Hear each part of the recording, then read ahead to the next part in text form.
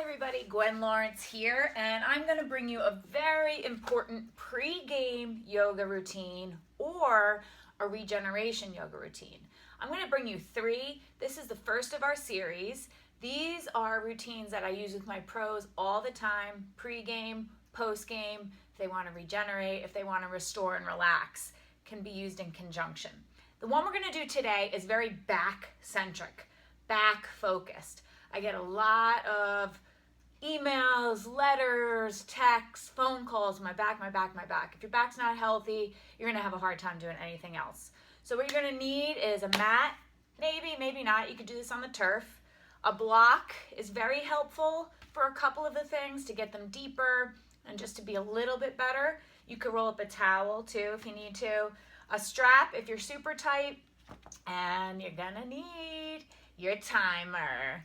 A lot of my pros try to sabotage my timer because I keep track, but it's very important so that you stay for longer periods of time. You don't have to worry about looking. You set your timer and it goes off when you're done. So let's start this back-centric pre-game yoga routine for any sport or regeneration routine, okay? So what you're gonna do is we're gonna start on the back. Set your timer for 1 minute. Our first pose is going to be happy baby pose. Set the timer. You're going to reach for your feet, the outside edge of your feet. You're going to relax your head. And you're going to try and bring those knees into your armpits. And you're going to gently rock left to right. 1 minute. Retracting the shoulder, relaxing your head, and trying to press the tailbone into the floor. Notice my feet are square to the ceiling. Notice a 90-degree angle in my knees. If you're too tight, you cannot grab your feet. That's when the strap's going to come in handy. Put the strap over your foot and pull in and hold. So let's just stay here until we hear our timer. Breathing in and out, rocking back and forth. It's such a nice relief for that low back. Gives you a little time to assess your situation. Hammies, hips, glutes, and again, the low back. So just breathing in and out through your nose. That's 1 minute already. So you're going to bring the knees into your chest just to release some of the pressure. If you want to bring your forehead up and squeeze it in, you can do that as well. Okay? So we're going to go next, grabbing our block between knees and your thighs. You're going to activate your feet. Okay? I don't want any floppy fish feet. You're going to activate the feet. You're going to squeeze the block. This is going to keep good alignment in all the muscle groups and all the joints. You're going to set it for 1 minute. Arms are out to your side, palms flat, fingers spread, and you're going to go back and forth for wipers. Let me make sure my timer's working here. So back and forth, reaching the opposite arm. So you get some anterior deltoid, chest, and pec as well. You might get a couple back cracks out of it. If you don't have a block, you could roll up a towel, you could use your sneaker, but it does just help you stay in alignment better, go a little bit deeper if you have something between the knees. So breathing.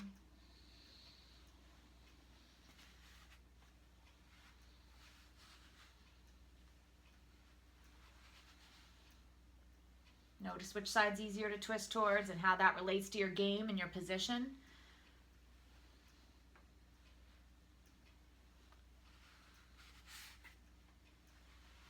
Keep it going.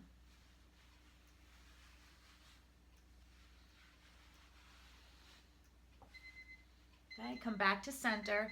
You're going to take the block out. You're going to put your feet flat on the floor, and we're going to go into what's called a cobbler's pose. But for the first minute, you're going to come up and down. We're going to exhaust the muscle group, okay? This doesn't really feel like much, but I want you to relax that low back, let it do what it wants to do.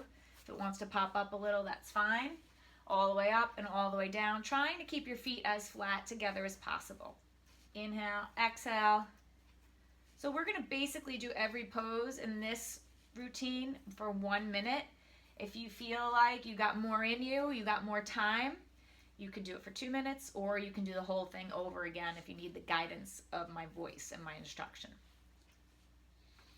So up and down.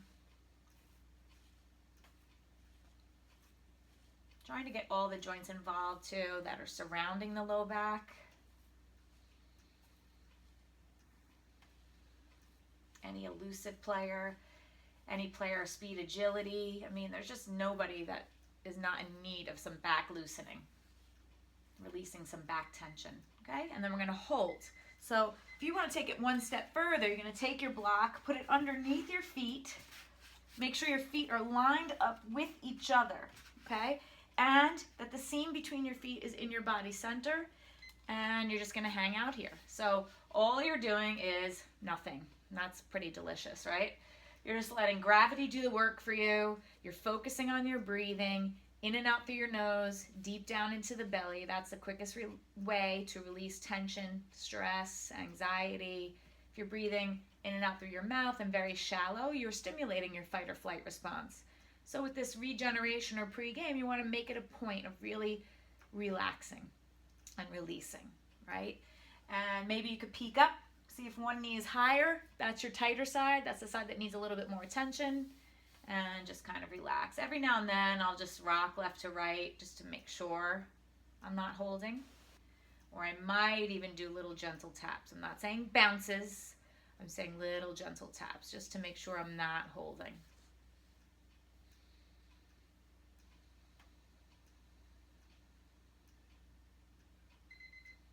Okay, minutes go pretty quickly. You'll see a big difference when you start to do these 2 minutes.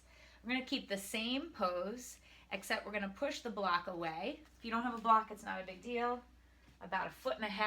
We're going to go into a supported diamond pose. Same rules apply. Set the clock 1 minute.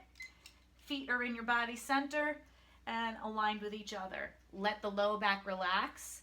You're going to probably feel a shift with this stretch from having been groin and or thigh when the feet were close to now being a little bit more outer glutes, outer butt, a little bit different. If you still feel glutes, you're fine. If you feel knee pain, you want to make adjustments. We never want any pain, zinging, zapping, any kind of bad knifing pain. We just want to feel that kind of stretchy, itchy pain. So again, holding here, breathing in and out through your nose, deep down into the belly.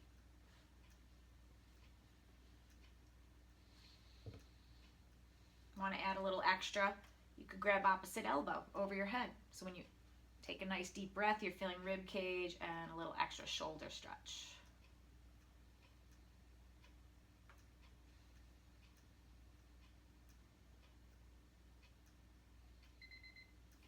Okay. To come out of this, I don't want you to just jump out of it. You were in a long, deep hold. Bring the hands to the outside of your thighs and use your arm strength to bring the legs back together. Knees come into your chest to release that back.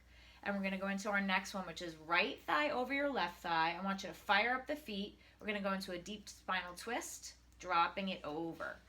So with this one, I'm going to up the time to 2 minutes. Okay? It's a big muscle group. We're making big change. You want to use that left hand on top of your right thigh, trying to get the knee down to the floor. And you're going to reach your right arm out to the side, palm faces up. Technically, in a perfect world, that knee is touching the floor at the same time as the back of that opposite shoulder. Sometimes that's going to happen. Sometimes it's not. It just is what it is. As long as you're breathing and feeling a stretch, you're doing good. Let me just make sure I started our timer.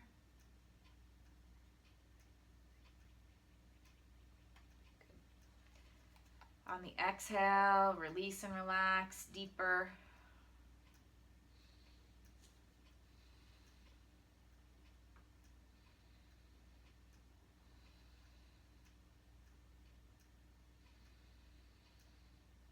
Sometimes I hold tension in my stomach here.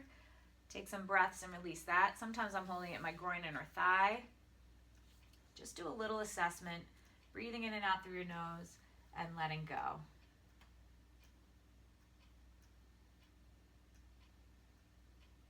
Depending on which position you play and which sport you play, you can find a good arm slot for the best shoulder stretch. So if you're a receiver in football, for example, you might want that arm over your head more straight up, so you get a big, deep stretch in your side body at the same time as your shoulder and spine. If you're a pitcher, you may try some different angles with the arm, different slots, and so forth. If you're a swimmer, I guess it would be any arm slot would work, would feel good.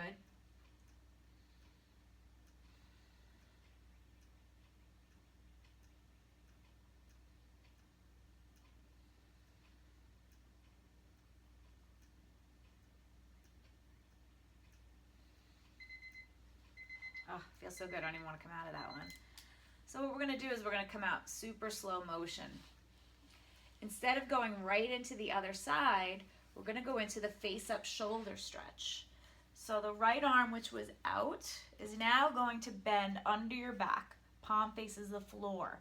Okay? When we come to center, knees bent, feet flat, and you're going to see it a little bit better when I do it on the other side.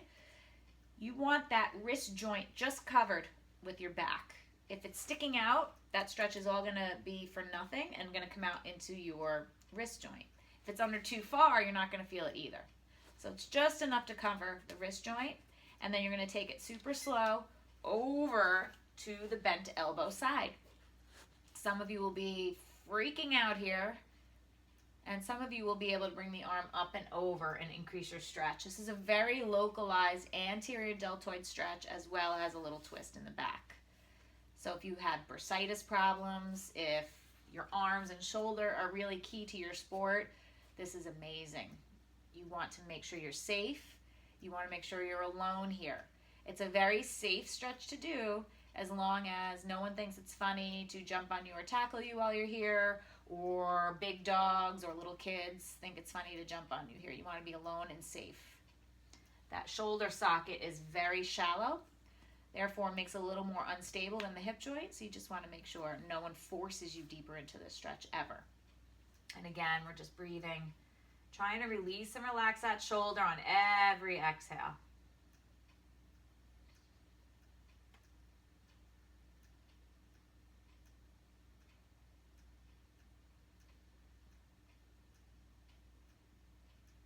Just noticed I was holding, so I'm going to let go, release. Sometimes if I change my legs, brings a little more weight over and I don't have to work as hard. I'm just weighted in because of the positioning of my body.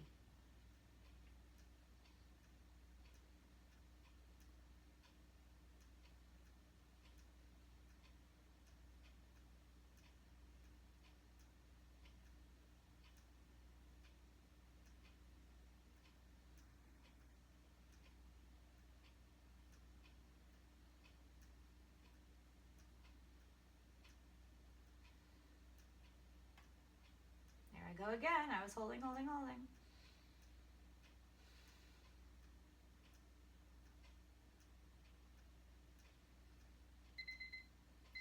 And super slow motion. We're going to come out of this. Slide that arm down. Woo. While that arm recovers, we're going to do the spinal twist on the other side. So left thigh over your right thigh. Fire up those feet. Bring the legs all the way over. Reach and look left. Change that arm slot if you need to. You can use that right arm to help encourage that knee to come down. On your inhale and your exhale, reach the arm.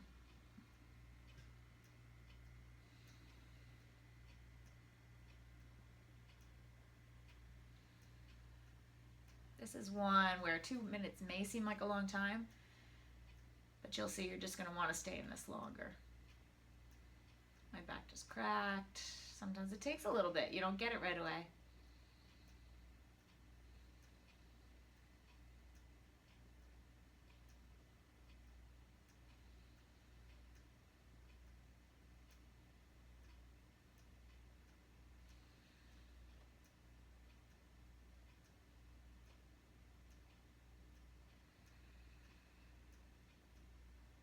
Try to get my chin over a little bit more.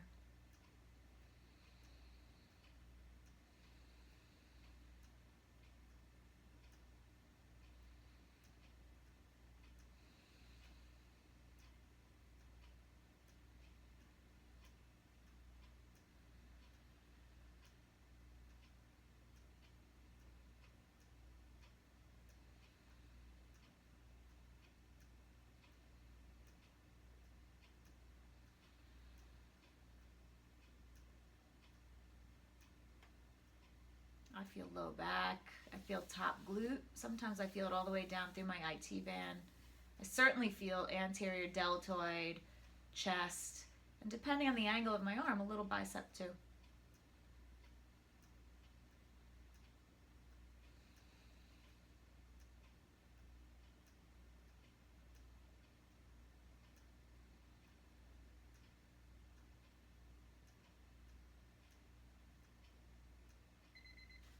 Okay, remember, coming slowly out of it. Uncross the legs, and now that left arm is going to go palm flat underneath the back. Remember, just enough to cover the wrist joint.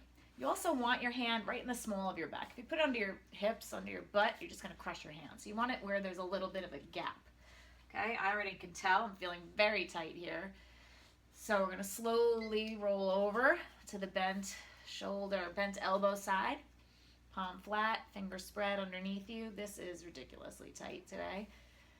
So hopefully yours looks a little bit better. It's going to be every exhale. I'm going to have to really focus on letting go, releasing and relaxing. Remember, be safe. Don't let anyone tackle you here. And one thing I notice when people are doing this is that you're going to feel this very localized anterior deltoid stretch. So what I see is a lot of people pushing, trying to push that shoulder down. Don't do that, because that's exactly where the bursa sac lives, and if you're going to be pushing and aggravating it, you're going to aggravate it and you're going to get some inflammation. If you feel the need to push to give some signals to the brain to release and relax, push in that soft spot right here before the shoulder joint. But really, all you need to do is bring your awareness there, your attention there, and on every exhale. Oh, there I go. Let go.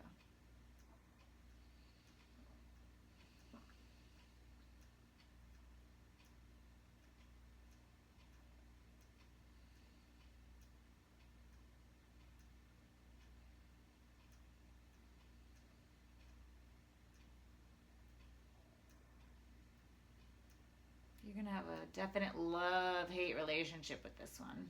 I know I do.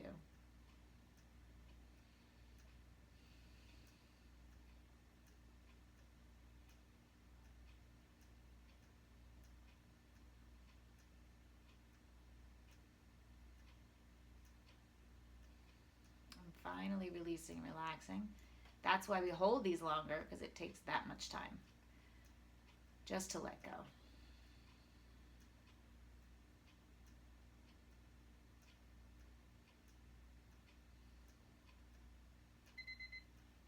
Super slow motion. Come on out of it. Slide the arm down. No quick jerking movements. And we're going to reset the clock now for 1 minute. I'm going to do something a little fun now. Knees into your chest. Rock and roll. Stimulating the spine. Realigning the spine. Stretching it out. All the way up and back. 1 full minute.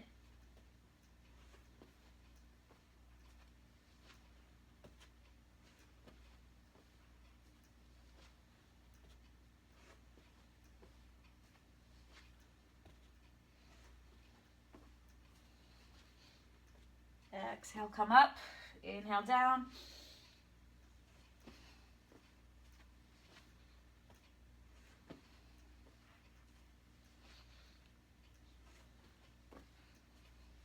Definitely want to be on a mat here or turf so your spine doesn't grind into a hard floor.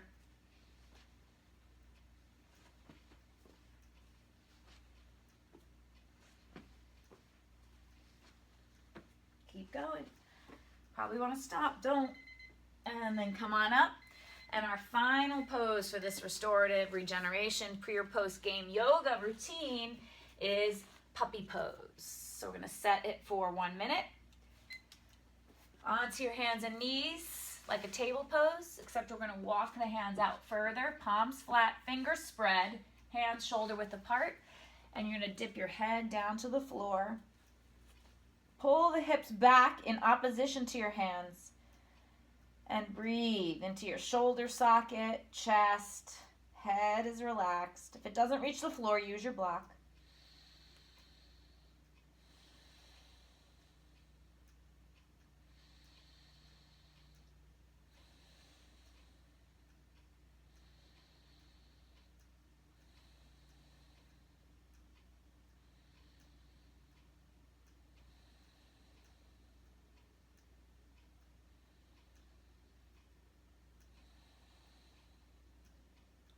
breath. The deeper the breath, the more you're going to feel it in the shoulders.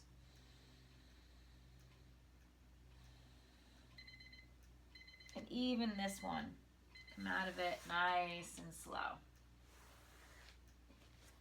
Okay, so that's our back-focused regeneration pre or post-game yoga routine. Any sport, you feel like you got problems in your back, go for this one. If you have a lot more time, do it again. Have fun, and I will see you next time.